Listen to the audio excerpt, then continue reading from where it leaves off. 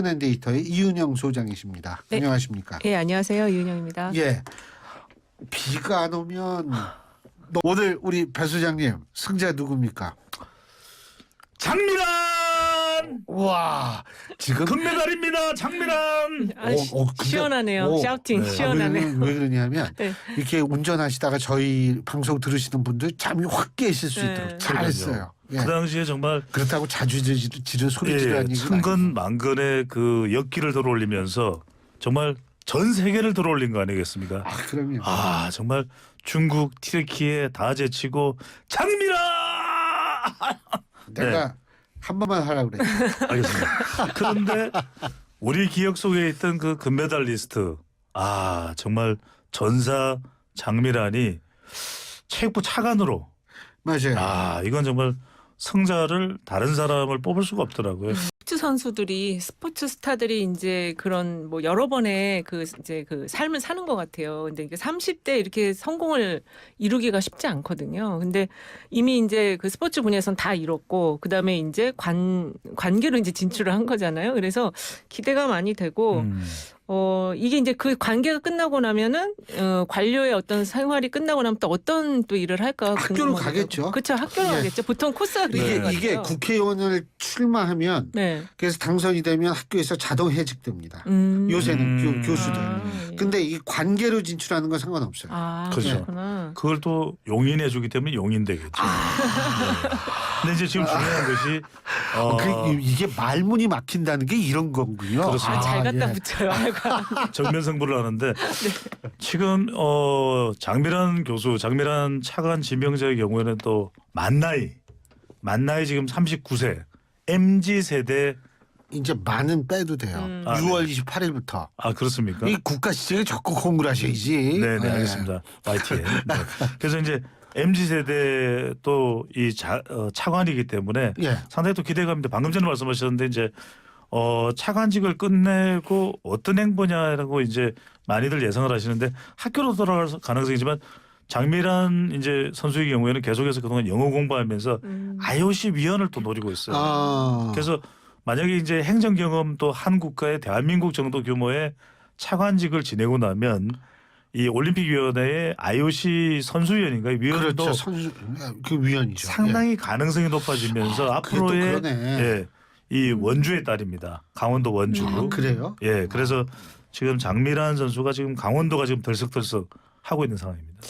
강원도의 힘. 네.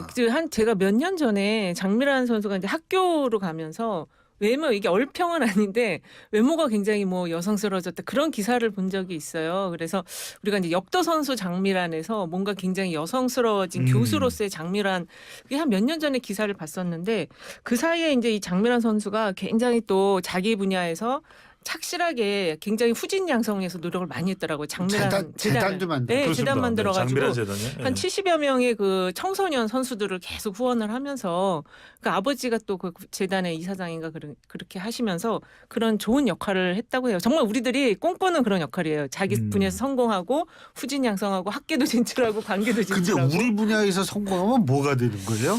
예? 아무래도 이제 이 정치 쪽은 뭐 아무리 성공해도 욕만 먹을 것 우리 같은데. 배 소장님은 이제 이미 하나를 잃었어요. 지금 현재. 여기서 이제 성공하면 우리 신율 교수님처럼 YTN의 진행자가 됩니다. 그렇죠. 이거 회사가 굉장히 좋아하시는 멘트만 하시네. 그렇구나. 그리고 이제 예, 관계를 예. 진출하면 이제 뭐 대통령실에 무슨 이제 공보수석이라든지. 그건 이제 욕만 먹는. 네. 예. 아니 근데 이게 또 장미란 선수가 대단한 것이 또 이게 또 이 역도라는 종목이 사실은 그렇게 인기 종목은 아니거든요. 아니죠. 비인기 종목인데도 꾸준히 이제 또 관심을 모았고 또 하나 이제 많은 사람들이 칭찬하는 게 힘을 쓰는 운동은 이른바 스테로이드, 이른바 도핑 테스트에 걸릴 가능성이 상당히 높습니다. 그래서 수많은 선수들이 메달을 땄다고도 놓치는 경우들이 많거든요. 땄다가도 뒤에 이제 도핑 테스트를 해서 이게 금지 약물을 복용했구나. 근데 제가 알기로는 그거는 다 알려진 사실인데 장미란 선수는 단 한 번도 그런 적이 없어요. 정정당당한 승부를 냈고. 원래 착실해 보이잖아요. 성실해 그러니까요. 보이잖아요. 맞아요. 그럼요. 그래서 앞으로 이 선수들과 관련된 그 담당 외에 몇 가지 이제 체육 행정을 담당하는데 정말 저는 거침없이 좀 해야 될 그런 일들. 기존에 또 선수 출신이 지난 정권에서는 이제 최윤희 선수가 있었죠. 그렇죠. 그 배우자가 이제 백두산의 네. 락커 맞아요. 유현상이었는데 유현상 맞죠? 네, 예. 맞아요. 그랬는데 저는 이제 선수들이 이렇게 행정 분야에 진출해서 가져올 수 있는 장점이 분명히 있다고 볼 수 있는 게 예. 이 현장의 상황을 누구보다도 잘 알고 있기 때문에 좀 그런 부분들을 장미란 차관이 좀 적극적으로 해 나갔으면 하는 마음도 간절합니다. 자, 이 소장님 승자. 저는 승자를 박영수 특검으로 꼽았어요. 분위기가 조금 달라지네. 예, 이제 구속영장 기각이 됐는데 박영수 특검, 그러니까 전 특검 이분만 된 게 아니고 이분의 최측근이 양재식 전 특검보도 같이 기각이 됐거든요. 예. 근데 이게 이제 이 법원에서 영장이 기각됐기 때문에 이제 이게 결론적인 얘기는 판사를 좀 비난할 수도 있는데 이게 지금 내용은 검사를 많이 비난을 하더라고요. 수사가 잘못됐기 때문에 기각된 것이 아니냐. 그리고 제가 이 관련 기사들 댓글들을 좀 쭉 오늘 오기 전에 봤는데 그 댓글들이 판사 검사 다 욕하는 댓글이 엄청 많은 거예요. 그래서 이거야말로 진정한 이권 카르텔이다 이렇게 얘기를 하는데 어쨌든 이게 지금 이 박영수 특검 전 특검의 이 지금 이 관련한 사안이 굉장히 복잡하고 이게 정상적인 영업행위처럼 보여지기도 하고 아니면 어떤 그 약간 특혜를 주면서 거기에 대한 이권의 어떤 수수료를 받은 느낌도 들고 참 저희가 일반인이 보기엔 복잡하더라고요. 아니 근데 이제 방금 전에 이현영 선생님 말씀 제가 조금 보태면은 네. 그렇게 되는 가장 큰 이유가 이제 보통 법원에 좀 책임을 묻거나 이제 비난이 될 때는 이게 일종의 우리가 기존에 익히 들어왔던 그런 구속영장 기각 사유들을 이야기할 때입니다. 그러니까 이제 소명이 충분히 됐기 때문에 굳이 구속할 이유까지는 없다라든지 도주할 우려나 또 증거 은닉을 이제 증거 인멸을 할 정도의 우려는 없다. 이러면 굳이 구속할 사유는 없거든요. 도주할 우려는. 근데 이제 어떤 이야기를 했냐면 구속영장을 기각하면서 사실적 법률적 측면에서 다툼의 여지가 있다. 이거는 왜냐하면 검찰 수사가 충분하지 않다는 이야기예요. 법원의 그렇죠. 영장 기각 사유가. 그러다 보니까 이 비난이 검찰 쪽에 가는 겁니다. 그러니까 더 철저하게 수사를 해서 박영수 특검이 꼼짝달싹도 못하게 정도로 해서 자료를 넘겨줬으면 예. 그래도 이건 구속영장이 인용이 되고 수용이 됐을 텐데 그게 충분하지 않았으니까 이게 기각된 거 아니냐 이런 비난이 나오는 거죠. 그러니까 여기가 이게 사안이 뭐 우리은행의 이제 그 의장으로 이사회 의장으로 재직할 당시 이제 그 PF를 이제 제공하는 거를 인정을 해주면서 거기에 대한 대가를 받는 부분도 있고 뭐 딸에 대한 부분도 있고 여러 개가 있더라고요. 근데 그 수산업자 관련된 건 어떻게 되는지 그런 모르겠네. 것 그거는 여기에는 없었던 것 그건 같아요. 해당이 안 예, 돼요. 그거는 이거 별건이죠. 네, 별건이에요. 이게 이제 그래서 대장동 화천대유 관련해서 그렇죠. 이제 프로젝트 파이낸싱을 우리은행으로부터 해야 되는데 우리 금융이 이제 의장으로 있으면서 박영수 전 특검이 그 부분에 편의를 봐줬던 거 아니냐 그런 의혹들인데 이제 법원의 판결은 그거죠. 뭐가 충분하지가 않다. 이게 이 두 가지입니다. 그러니까 사실적 법률적 측면에서 다툼의 여지가 있다. 지금 검찰 수사만으로는 이걸 구속을 받아들일 만한 그 사유가 되지 못한다. 이렇게 이야기를 그 해버립니다. 내용이 이제 그 이번에 구속영장 기각의 그 사유로 직무타당성 이야기가 나와요. 그래서 이게 이렇게 금융 쪽에서 어떤 그 합법적인 일의 영역으로 이걸 지금 판사분들은 보신 영역이 있는 것 같고 금품을 실제 수수했는지 아직 확인이 안 됐다라는 부분이 있고 그다음에 금품을 제공하겠다는 약속은 성립되는데 이제 그걸 수수했는지는 확인이 안 된다. 그래서 일단 기각을 시킨 것 같은데 어쨌든 일반 국민들이 지금 보는 시각은 대충 영장을 청구해서 대충 지금 기각하는 거 아니냐 이런 댓글이 엄청 많더라고요. 그래서 요거는 조금 일단은 수사 단계에서 조금 더 디테일하게 그 수사가 좀 정확하게 진행이 돼야 된다. 특히 대장동 건은 지금 그 전체적인 검찰 수사 내용이 상당히 부실하게 보이는 면이 많습니다. 그러니까 이제 검찰에서 처음에 얘기 나올 때는 200억 정도를 박영수 전 특검에 대해서 이제 약정을 했던 부분인데 한 8억 원 정도는 이미 지급이 됐고, 근데 이 부분이 이제 명확하지가 않은 것이고 실제 이제 박영수 전 특검의 딸이 회사분으로 화천대유 회사분으로 분양을 이 대장동 아파트를 분양받았다는 것이 대가성이 있느냐 없느냐 이런 부분도 이제 명확하지가 않다라는 것인데 문제는 뭐냐면 이제 이게 50억 클럽 수사의 분기점이 될 수 있는 게 지금 일단 영장이 기각되는 바람에 과연 이게 검찰 수사로 되겠느냐 안 되겠냐 이렇게 되면 이제 국회에서 나오는 이야기가 50억 클럽을 특검 가자는 이야기 들어보신 적 있지 않습니까? 그 특검을 가자 이런 식이 되면 이제 연말에 이게 만약에 특검이 돼버리면 이제 그 공은 검찰이 아니라 또 국회에 특검 쪽으로 옮겨갈 가능성도 열려가 있는 거죠. 특검을 특검한다. 예. 그럴 수도 있죠. 아. 진짜 복잡해지는 거고 예. 그렇게 되면 이게 진짜로 사건의 진실이 뭔지 파악하기 너무 힘들 것 같고 저는 이 사건을 봤을 때 이제 하나 눈에 들어온 게 그 아까 우리은행에서 이제 그 PF 참여할 때 1,500 금융 대출을 해주면 200억을 받는 걸로 박영수 전 특검이 약속을 받았더라고요. 근데 예. 그냥 15% 정도인데 이 어떤 이 금융 비용과 관련한 이 어떤 뭐랄까 수수료 이게 너무 좀 큰 거 아니냐. 이 15%나 받는 거 우리가 일반인들은 이 세계가 어떤지 잘 모르겠는데 너무 좀 큰 것 같다. 아니 그 원래 대장동 얘기 나올 때부터 네. 뭐 딴 세상 얘기예요. 완전 딴 왔다 세상이에요. 갔다 하는 금액 그 그러니까요. 액수가 너무 크니까 네. 네네. 거론되는 금액 액수가. 근데 어쨌든 이거 50억 클럽을 포함해서 이 부분은 전체적으로 좀 수사가 좀 미진한 느낌은 확실히 든다. 그래서 기각이 당한 거다.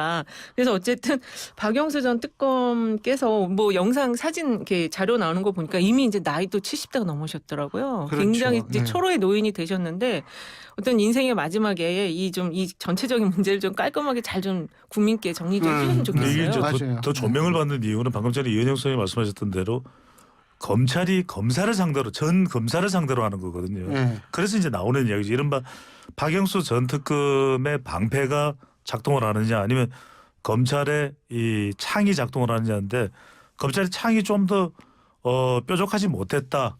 그렇다는 이제 평가가 나오는 것이기 때문에 이제 앞으로 이제 재수사가 이루어진다 그러면 검찰이 얼마만큼 예리하게 수사를 하느냐 이게 이제 핵심일 수 있고 또 하나 이제 중요한 게 박영수 전 특검과 또 윤석열 대통령과의 관계가 있잖아요. 그렇죠. 그래서 네. 이게 이제 그게 중요하죠. 수사가 상당히 안 되다가 올해 들어서 굉장히 수사 속도가 빨라졌었거든요. 근데 이 수사가 왜 중요하냐면 이 수사가 어느 정도 되느냐에 따라서 대장동 수사가 이제 더 탄력받을 수 있고 이제 50억 클럽에 대한 일종의 정치권의 공방에 대한 이 잣대가 될 수도 있습니다. 왜? 이제 야당에서는 계속 왜 50억 클럽은 수사를 안 하고 왜 이쪽에 야당 쪽만 수사를 하느냐 이재명 대표만 수사하는데 여기 이제 박영수 전 특검에 대해서 철저하게 수사를 하면 그럼 야당을 수사하는 것도 이제 더 이상 정치 탄압이다 또는 정치 보복이나 야당 탄압이다라고 이야기가 쉽지 않은 상황이 될 수도 있거든요.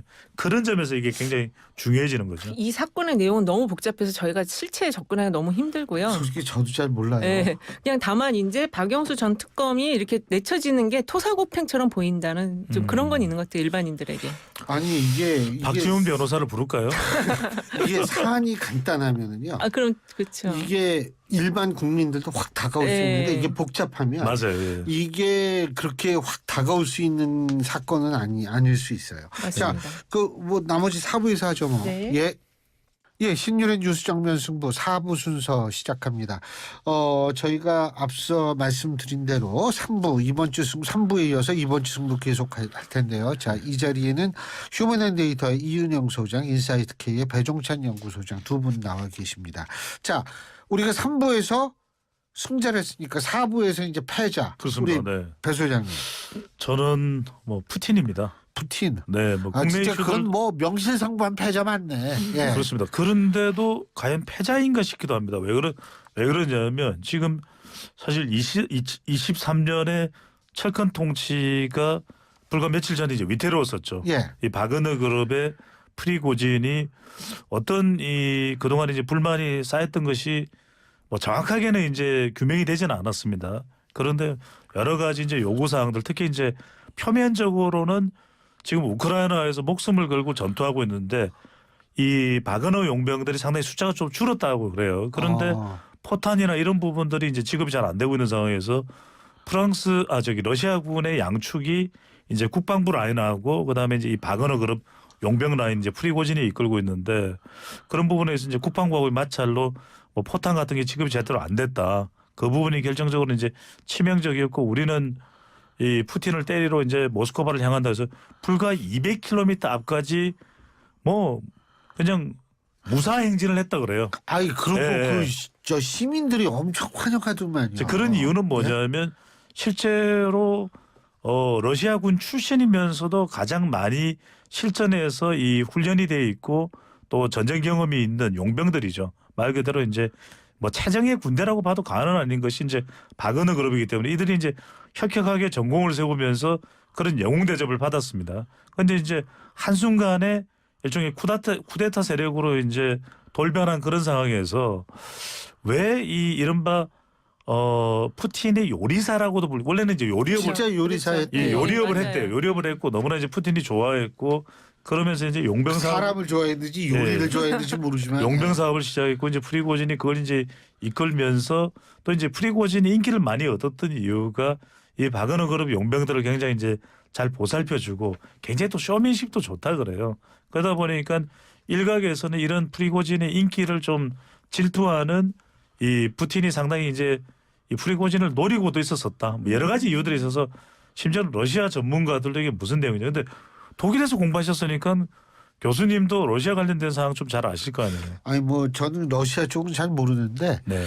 그 우리는 튀르키예 쪽은 잘 알죠. 왜냐하면 독일 내 튀르키예 쪽 사람들이 엄청 와서 살거든요. 맞아요. 예. 탄광의 강부들도 많고. 심지어 이제 그냥 우리가 그냥 얘기로 하는 건데 튀르키예 사람들이 제일 많이 사는 도시는 이스탄불이에요. 아. 근데 두 번째 많이 사는 도시는 베를린이라는 얘기가 나올 맞아요. 정도로 그 정도로 많이 살거든요. 우리가 독일- 여기 이 용병 기업이 이렇게 반란 일으킬 때는 딱 한 가지 생각하잖아요. 상식적으로 월급을 안 좋다.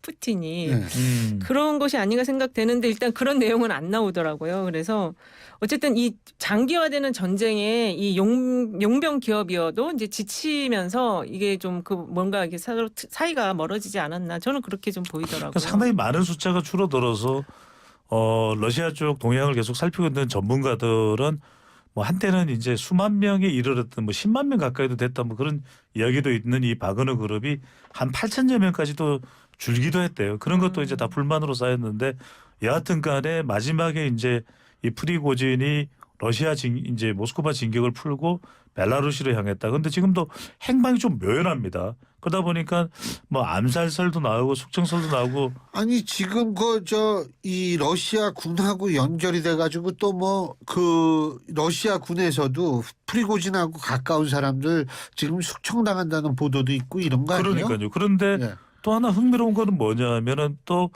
지금 이 푸틴이 한 2천여 킬로미터 떨어져 있는 그러니까 여러 인종들이 몽골도 그렇고 뭐 또 아까 말씀하신 그 튀르키예도 그렇고 이 정복을 했던 지금 연안에 있는 휴양 도시로 가서 실제 그쪽에 민간인들하고 접촉을 한 거예요. 푸틴은. 그런데 인기가 엄청나다는 겁니다. 마치 푸틴이요? 대중스타처럼. 그래서 이제 러시아 국민들은 전쟁을 수행하고 있는 푸틴에 대한 인기가 상당히 높다는 이야기를 하는데 그럼에도 불구하고 이래저래 이 푸틴의 이 철권 통제가 좀 흔들리고 있는 것 같아요. 그렇죠. 그래서 이제는 예전처럼 푸틴 하면은 정말 20년 이상을 장기 집권한 그래서 러시아의 사실 황제다, 짜르다 이런 이야기도 나오는데 분명히 이런 저런 최근의 정황들을 보면 패자이면 또 분명히 보이게 됩니다. 아니 예를 들면은 잔이 깨져가지고 그걸 본드로 붙인다 그래가지고 그거 물론 또 강력 본드 얘기하려고 그러죠. 아니요.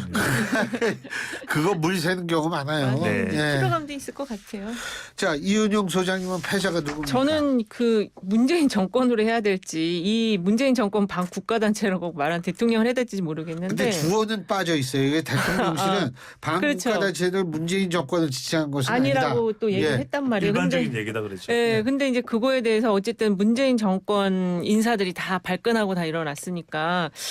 근데 대통령께서 이렇게 자유총연맹 오랜만에 가셔서 좀 뭔가 이렇게 더 뭐 에너지를 불어 넣어주기 위해서 조금 과잉적인 발언을 했을 수도 있지만 이거 대통령이 할 발언은 진짜 아니라고 보거든요. 이게 그리고 저도 영상을 봤는데 이건 진짜 정말 유튜버 같은 그런 퍼포먼스였어요. 대통령의 모습이. 그래서 이거는 좀 PI적인 측면에서도 대통령실 그 직원들도 이거는 조금 누가 이런 식의 것들 제안했는지 모르겠는데 이건 좀 문제가 있다.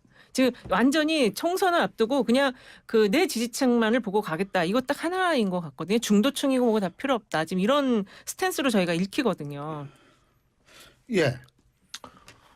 네, 방송할 때 그 휴대폰 만지지 마세요. 아니 지금 여론조사 결과를 보려고 했는데 네. 농담이에요. 방금 전에 말씀하신 대로 굉장히 이게 좀 민감한 또 내용이 되고 있습니다. 그래서 이제 더불어민주당에서 이제 발끈하고 있는 그런 상황이고 한편으로는 성격을 보면은 자유총연맹회라고 하는 장소도 그렇고 윤석열 대통령은 이제 분명히 한 것 같아요. 그래서 어떤 대북한이다. 그 다음에 윤석열 대통령은 지난 정권에 대한 평가가 뭐 썩 좋지는 않은 거죠. 그건 누구나 지금 다 인식을 하고 있듯이. 근데 이제 이게 이렇게까지 이제 반발이 일어날 줄 몰랐을까? 하지만 이제 윤석열 대통령은 지금 분명하게 이제 국정 철학상 이게 개혁의 대상이다. 이게 문제다라는 것을 이제는 분명하게 이게 전달을 하고 예. 밝히는 그런 상황인 것 같아요. 아니 근데 이게 네. 그 대통령이 지난 정부에서 검찰총장을 했기 때문에 반국가 단체라고 규정을 한다. 물론은 주어는 없다고 하지만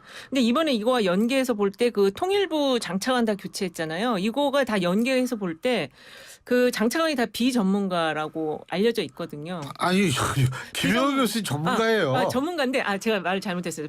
전문가인데 그 이제 그 국정운영의 방향 틀을 바꾸냐, 좀 대북과 관련해서 이제 화해 무드를 조성하려고 이번에 장차관을 교체한 거냐 이렇게 보면 봤는데 그 방향이 아니었잖아요. 그러니까 굉장히 그 북한에 대해서 좀 강경 발언을 많이 한 분으로 교체를 했기 때문에 그 연장선에서 자유총연맹에 대한 메시지도 다 그렇게 이어지는 것이 아니냐. 이렇게 되면은 우리나라가 좀 뭐랄까 이 대외적인 정책에 여전히 지금 외교에 대한 부분이 불안정하고 걱정들을 많이 하는데 좀 이 부분도 그리고 연장선상으로 좀 굉장히 불안해 보여요. 대통령의 이런 발언들이. 그리고 지금 그 여기에는 그 통일부 노조까지 좀 겨냥한 그런 이야기들이 나오더라고요. 그 통일부 노조가 공무원 노조. 네, 공무원 노조가 지금 굉장히 그 대북 정책에서 유화적이고 좀 화해 협력적인 그런 기조를 가지고 있어서 그 현재 이제 그 이전 정부와는 좀 다른 기조를 가지고 있는 윤석열 정부에 대해서 계속 비협조적인 태도를 취했다. 이게 지금 좀 나오고 있어서 제가 뭐 승부처를 계속 자연스럽게 연결이 되겠지만 이 공무원 그 사회에 굉장히 공무원 조직 내에 상당히 좀 뭔가 좀 흔들리는 그런 흐름을 잡아가고 있다 대통령이. 예고까지. 그러니까 이제 뭐 공무원 사회도 공무원 사회지만 더 중요한 거는 이제 이런 대통령의 메시지에 대해서 북한의 반응이겠죠. 그렇죠. 북한도 이제는 대한민국 정부와 더 이상 뭐 타협점은 없는 것 아닌가 그런 반응이 나올 가능성이 근데 상당히 이 타협점이 있다 하더라도 높겠죠. 북한은 자신들의 핵 개발을 계속한 건 사실이잖아요. 그렇죠. 그건 이미 네. 드러났으니까. 그러니까 타협점을 찾는다는 의미가 과연 뭘까? 전 그런 생각이 들고 우리가 사실 남북 관계는 1991년 12월에 있었던 남북 기본 합의서가 가장 그렇죠. 기본인데 그렇죠. 중요한 건 기본 합의를 북한이 안 지켜요. 합의서도. 그러면은 종전선언이라고 했을 때 선언은 더 안 지키죠. 그건 진짜 선언이기 때문에 구속력이 없기 때문에. 그러니까 이제 아마 윤 대통령은 전 반국가 뭐라 그러죠? 단체인가 세력인가? 세력. 반국가 네, 세력. 이 표현을 전 잘했다고 보진 않지만 종전선언에서에 대한 대통령 인식은 그럴 수 있다. 그런 생각은 들어요. 그러니까 홍준표 대구시장은 반국가 세력에 대해서 오히려 이제 공감해줬죠. 대통령실에서는 일반적인 이야기라고 한 반면에 홍준표 대구시장은 문재인 정권을 반국가 세력으로 본 것은 맞다 이렇게까지 또 네. 표현을 할 정도였어요. 근데 어쨌든 그래서 이제 이은영 소장님께서는 이 반국가 세력을 이제 이 패자로 꼽으셨는데 네. 자 이제 승부처 우리 배 소장님. 네네 바로 이 성부처 때문에 제가 휴대폰을 잠시 보고 있었죠. 왜냐하면 잠시가 아니라 아까 한 5분 넘은 것 같죠 이소연 그죠? 예? 그 봐요. 진행자께서 좀 집중해 주시면 예 알겠습니다. 한국갤럽이 자체적으로 이제 지난 27일부터 29일까지 실시한 바로 이 조사를 소개를 해드리려고. 근데 네. 이제 그 개요는 이미 저희가 아까 얘기를 했어요. 그렇죠. 예. 그게 정말 항상 감사드리고 있는데 여기서 이제 후쿠시마 관련된 부분을 물어봐서 저는 이제 다음 주입니다. 7월 4일 예정돼 있는데 국제원자력기구 IAEA가 기시다 후미오 일본 총리에게 이제 최종 검증 결과를 전달하게 돼 있거든요. 그리고 곧이어서 이제 우리나라도 방문을 한다 그래요. 예. 이 그로시 사무총장이 우리나라와 뉴질랜드 쿡 제도 그러니까 대체적으로 지금 이 방류에 대해서 반발이 강력하게 일어나고 있는 국가를 방문한다고 하는데 이게 이제 저는 내년이 아니라 다음 주부터는 굉장히 큰 이제 승부처가 될 수밖에는 없을 것이다. 왜? 이 결과에 따라서 IAEA 보고서 결과에 따라서 이 후미오 일본 총리의 방류 결정이 임박했다. 이렇게 볼 수 있는데 지금 우리 여론이 이렇습니다. 앞서 소개해드렸던 그 갤럽 조사 결과인데 후쿠시마 방류에 대해서 어떤 생각이냐라고 물어봤는데 해양수산물 오염에 대해서 매우 해양수산물 오염입니다. 해양수산물 오염에 대해서 매우 걱정된다가 62%, 어느 정도 걱정된다가 16%로 나타났습니다. 그래서 저는 이건 이제 물론 이걸 뭐 일각에서 이야기하는 괴담이나 또 선동으로 몰고 갈 일은 결코 아니라고 봐요. 하지만 이게 심리적 불안은 수산물에 대해서는 상당히 있는 것 같아요. 그렇죠. 그래서 이 부분을 우리가 이제 다음 주부터는 상당히 더 민감해질 수 있는데 과연 어떤 식으로 지금 일일 브리핑도 하고는 있습니다만 어떻게 관리를 하는 것이 상당히 중요하지 않을까라는 생각이 우리나라 듭니다. 국민이 수산물을 엄청 많이 먹는 나라 중에 하나에 그렇죠. 속한다고 네. 하잖아요. 그래서 이거는 좀 그 심리적인 불안감이 상당히 높다. 그리고 이제 이게 계속 말씀드리지만 이 엄마들에게 이게 굉장히 심리적인 불안이 커지면 대통령 지지율도 결국 떨어질 수밖에 없거든요. 근데 하여간 걱정입니다. 이게 지금. 네. 이거에 그래서 대해서 정부가 좀 적극적인 대응을 좀 취해줬으면 좋겠어요. 너무 근데 소극적이에요. 근데 이제 어쨌든 저는 걱정하는 건 당연하다고 봐요. 네. 근데 이제 정부와 야당도 마찬가지입니다. 그렇죠. 정치권의 일은 이 걱정을 공포로 키워서는 되죠. 안 된다고 그건 봐요. 안 되죠. 참 예. 힘든 지점인데 꾀를 잘 내서 그러니까 말을 이제- 선택을 잘해야 되겠네요. 예. 근데 이제 어쨌든 아까 사무총장 이름이 뭐죠? 그로시. 그로시. 그로시 사무총장이 이제 우리나라에 왔을 때 그 얘기가 어느 정도 설득력을 갖느냐도 네. 또 중요하니까 한번 지켜봐야겠죠. 근데 분명한 것은 뭐냐면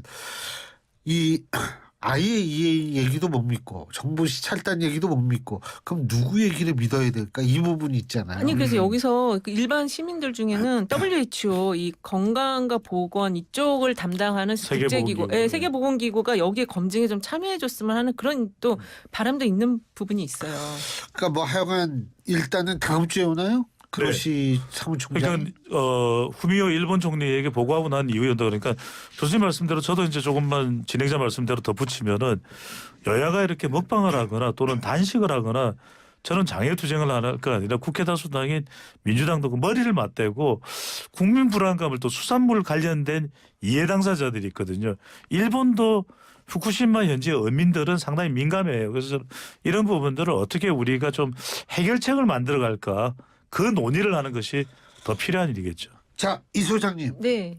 이 소장님 승부처. 저는 장차관 인사와 공직사회 조직 분위기를 이제 향후 승부처로 꼽았는데요. 아까 말씀드린 것처럼 지금 통일부의 그 노조에 대한 타겟을 대통령이 직접 한 것 아니냐 이런 이야기가 나올 정도로 공직사회가 굉장히 지금 흔들리고 있다고 하는데 특히 이제 차관 인사에서 5명이 대통령 비서실 인사들이 갔잖아요. 그리고 대통령이 이제 간 것까지는 뭐 그럴 수 있다고 보는데 대통령이 이들과 대화를 이제 식사하시면서 대화한 요구, 이제 부처에 가서 어떤 걸 하라는 요구에 이 약탈적인 이권 카르텔을 좀 가서 혁파를 해라 이렇게 얘기를 하셨다고 해요. 근데 대통령의 발언이 왜 이렇게 너무 그 부정적인 네거티브적인 게 왜 이렇게 많은지 막 가짜 뉴스 막. 카르텔은 네. 좀 너무 자주 등장한다는 아니 비판이 이번에 있더라고요. 약탈적이 붙었어요. 그래서 뭐 이 단어에 꽂히셨나? 약탈 솔직히 붙으나 안 붙으나 카르텔하면 이게 안 긍정적인 좋죠. 이미지를 안 그런데 이제 이 내용을 들여다 보면은 조금 주목을 할 부분이 있는 것 같아요. 왜냐하면은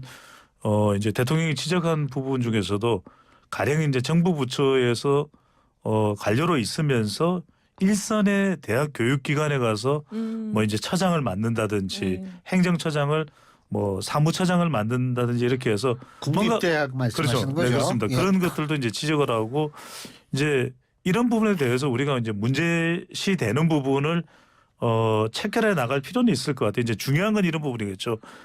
대통령실에 있는 5명의 보좌진들이 비서관이 됐던 차관으로 갔다라는 것은 13명 중에 이제 5명입니다. 그만큼 뭔가 장관들만으로 지금 국정 운영에 있어서 장악이 좀 그러니까 속도면인 것 같아요. 속도가 너무 느리고 이게 추진이 그러니까 마치 이제 배가 움직이지 않으면 속도가 너무 느린 배 같으면 이게 움직이는지 이동을 하지 않는지 알 수 없다. 이런 표현을 이도훈 대변인도 했거든요. 그런 만큼 좀 속도를 내자. 공직 사회에 자극을 주자. 안 그러면은 지금 뭔가 복잡하고 이런 사안이 되다 보니까 우리 공무원들 사이에는 이것도 있는 것 같아요. 뭔가 내가 일을 잘못하면 뭔가 나중에 흠집이 될 수도 있으니까 좀 지적이 될 수 있으니까 아예 아무 일도 하지 마자. 복지부동으로 가버릴 수도 있거든요. 그런 게 이제 좀 자극을 주자는 것이 이번 차관 인사의 또 속뜻이기 때문에 물론 뭐 긍부정이 다 있습니다. 그런데 저는 그런 면에서는 좀 공직 사회가 자극이 돼야 된다라는 면에서는 또 일리는 있어요. 그러니까 이런 부분들은 얼마나 효과를 가져오는지는 봐야 되겠죠. 아니 장 차관이 차관은 원래 내부 승진 케이스로 가는 거예요. 그 자리를 남겨놓는 게 그래서 조직을 안정화시키는 건데 대통령실에서 이번에 5개 부처에 파견했는데 그거는 그 안정화나 이런 뭐 추진력 이런 것보다는 내부 불만을 더 키울 수가 있다는 거죠. 이게 완전히 공직사에서는 낙하산으로 아마 표현을 할 거예요. 낙하산이 내려왔다. 근데 과거에도 비서관이 차관으로 가는 경우는 그렇게 많지는 있기는 있었어요. 있긴 있지만 근데 이렇게 한꺼번에 1차관, 2차관 뭐 이렇게 차관이 나눠서 가서 없으니까. 예. 역할을 좀 구분하거나 한두 명 가는 거지 이렇게 한꺼번에 5명이 대통령실에서 몽땅 내려간 적은 없었고 이거와 함께 지금 그 검찰 특활비가 지금 뉴스에 계속 나오고 있는데 290억을 전체 현금으로 다 배분해서 썼다고 하잖아요. 그러니까 이거는 이 약탈적 이권 카르텔과 이렇게 견주어서 볼 때는 너무 좀 내로남불적인 행태였다. 대통령 공무원이셨으니까 이전에 대통령 하시기 전에 그래서 지금 이 대통령의 인사가 제가 보기에는 공직사에 활력을 넣고 국정 운영의 어떤 추진력과 에너지를 더 넣으려고 한다고는 하시지만 완전히 불만의 도가니로 만들 수가 있다 이런 생각이 근데 들어요. 한 가지만 분명히 이제 지적을 해보면 미국 같은 사회에서도 뭐 심지어는 차관부도 정무직 성격이 강하거든요. 그러니까 이제 공무원들이 당연히 내가 여기서 승진하면은 국장 이후에 차관부 거쳐서 차관도 우리 자리다. 저는 그런 인식도 좀 벗어나야 될 것 같아요. 왜냐하면 차관만 심지어는 차관부 같은 경우에도 상당히 정무적 인식이 강해요. 그런데 그 자리를 우리 자리를 낙하산으로 해서 가져갔으니까 우리가 상당히 불만이 있을 수밖에 없다. 만약에 공무원 사회가 나는 그런 인식을 가지고 있어서는 안 될 것 같고요. 오히려 뭐 그릇이 깨지더라도 해야 될 일이 있으면 공직 사회가 해야죠. 근데 이제 공직사회라는 그릇은 절대 안 깨져요. 근데 공직 사회가 이런 생각을 하면 안 될 것 같아요. 왜냐하면은 윤석열 정부에서 뭐 세무조사도 있고 압수수색도 있으니까 그래 아무것도 하지 말자. 내가 뭘 하면 또 나중에 뭔가 또 조사받고 이런 건 그렇게 생각하면 저는 예. 공직 사회에 몸담고 있을 이유가 없고 과감하게 추진해서 자기가 해야 될 일은 해야죠. 알겠습니다. 하여간 좀 지켜보죠. 뭐. 오늘 두 분 말씀 여기까지 듣겠습니다. 고맙습니다. 네, 감사합니다. 고맙습니다. 예, 지금까지 휴먼앤데이터의 이은영 소장, 인사이트K의 배종찬 연구소장 두 분과 함께했습니다.